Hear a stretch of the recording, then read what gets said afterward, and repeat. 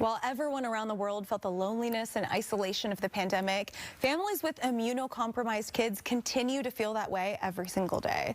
The Light Collective is an organization that builds hope and resilience for families dealing with childhood cancer through virtual and in-person events and matchbox deliveries every single month. So today, I am joined by the founder and executive director of the Light Collective, JJ Kissinjer. Welcome. Thank you. Privileged to be here. Thank you for being here and telling us all about the Light Collective. Yeah. What kind of inspired you to start this? Yeah, well, I mean, listen, anybody that's been through something hard, even like your last guest was talking about, knows that when you're going through a season of suffering, there's always these layers of it's the hard thing you're going through, and then there's also the isolation of feeling like, am I the only one going through this hard thing? So in the midst of something like childhood cancer, which is one of those layered experiences, the Light Collective hopes to be a space where we build a community that is a hope-oriented community that helps families who have a child with cancer build resilience and share delight. And you have a wonderful community helping you out there. Talk to us about how many volunteers make up the organization and about some of their different backgrounds. Yeah, well, every month we run this great program called Matchbox Day, and we have about 50 to 60 volunteers each month that are signed on to help make it happen, whether it's preparing stuff that goes in the box or delivering the boxes all over the city.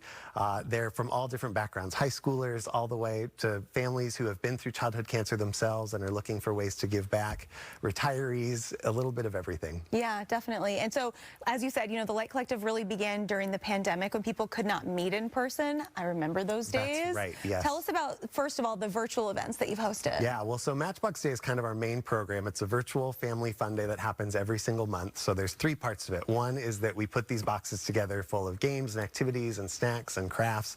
We deliver them to a family's front door or their hospital room or their room at the Ronald McDonald House, wherever they might be.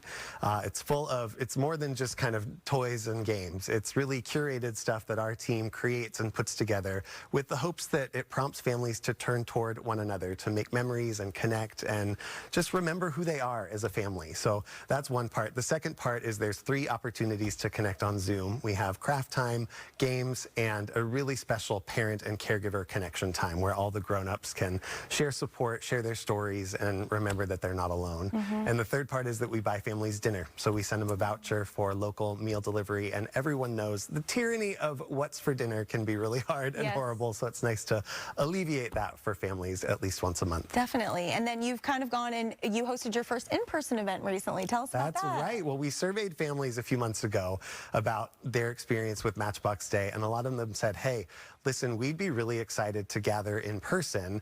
It's hard for us to be in person because our kids have no immune system, but we trust you that you could create a safe space for us. So we said challenge accepted, and we created this great one-day experience over in Bellevue.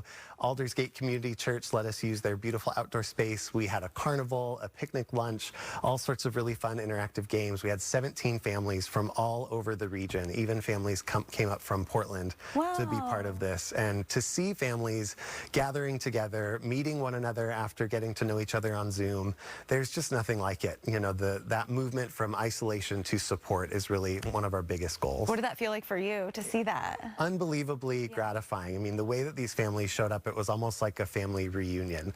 And to just see the way that they trusted our team and got so engaged, and the kids were just all smiles all day long. It was really exciting. So is this the box that the Matchbox deliveries Yes, so last month in August, our theme was camping. So in the box, we had a few things. We always have about 10 to 15 different activities in each box. So this was a fort kit with a little sheet and some clips to make your own little fort.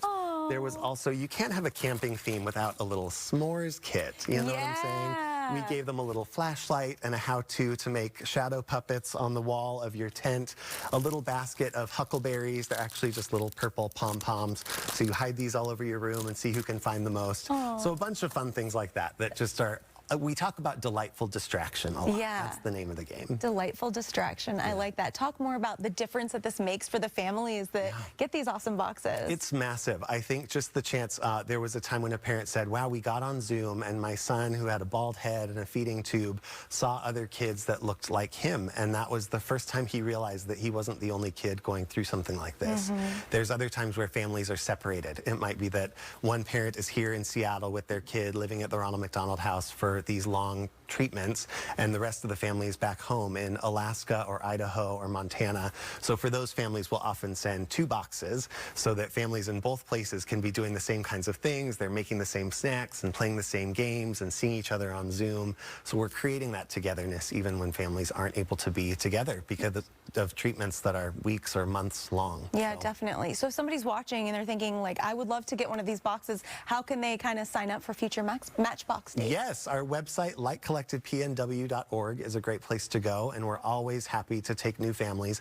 Our first Matchbox Day was in the height of the pandemic in 2020, and we had 11 families participate. Now we have about 87 active families on our list that we're serving, and there's 4 or 5 new families that join every month. So we would love to continue inviting as many families that need this kind of support. Definitely. And if somebody's watching and they're thinking, I want to get involved as a volunteer for that, how do they do that? Yeah, well, we have a great volunteer team already that's working with us, and we're always happy to include new folks. But really the best way to help right now is financial support. You know, we're still a relatively new organization and really interested in growing our donor base so that we can continue to say yes to families. So far, we've not had to turn any families away because of financial resource, and we want to continue that trend even as we continue to grow so quickly. Oh, what an awesome organization. JJ, thank you so much for coming in today. Thanks for having me. Yeah, thanks for everything you do. We've posted more info on the Light Collective on our website, fox13seattle.com/studio13live.